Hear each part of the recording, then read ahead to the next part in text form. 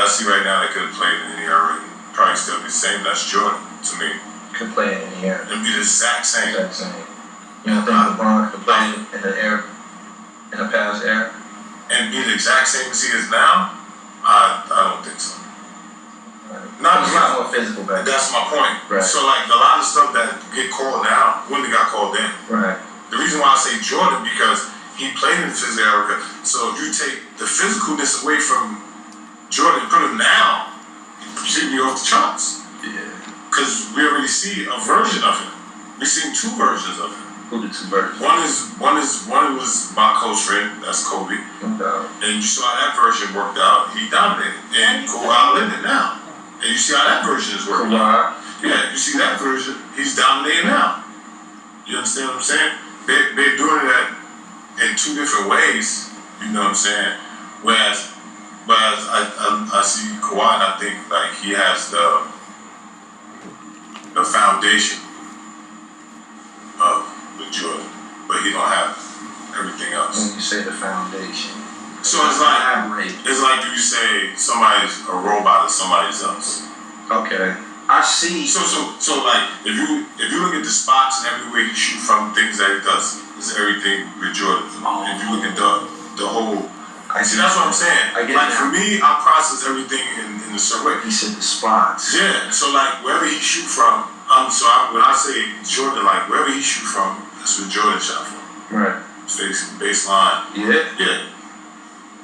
Didn't really waste motions, none of that stuff. Yeah.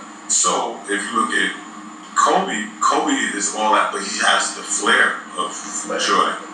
Yeah, and if you ask me, I would say Kobe is more skilled than Jordan overall. You understand? How much of an impact on some men did you have on Kobe Bryant? I've seen stories on the internet. For me, like I said, like when he met you, you already had a reputation as a that's how we met. Okay. You know what I'm saying? Because his father coached at LaSalle College. His father was like, we played that ABCD camp together. You know, and I wasn't staying on the campus because I was going to summer school, so I was coming in just for the games.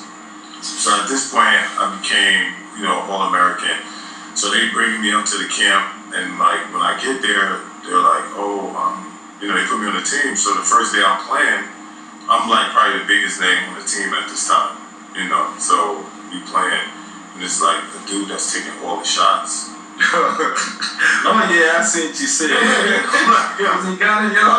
tripping right now. Like I'm the man of this. He tripping right now. Keep putting it up, bro. Keep putting it up.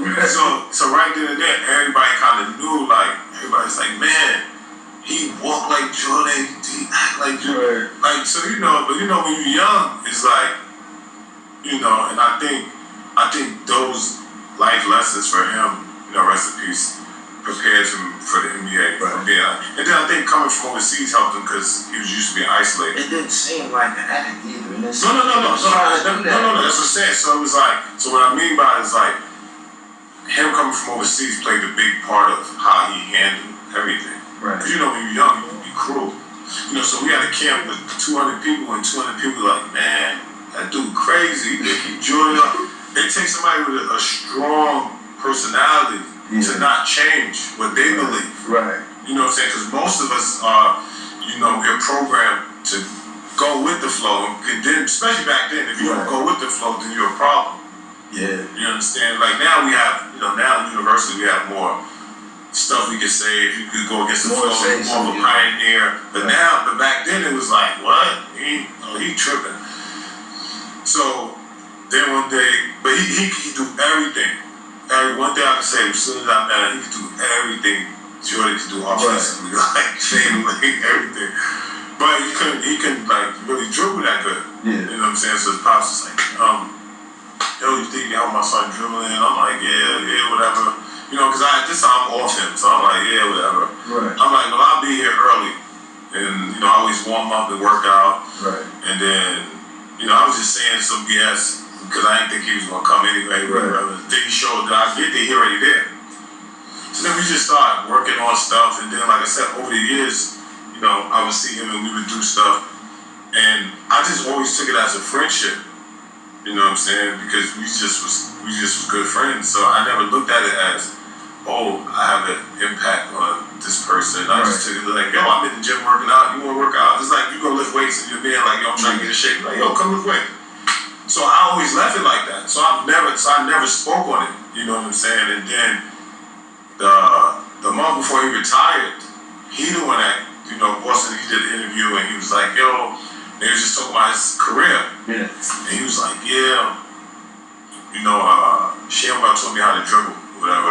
And I'm like,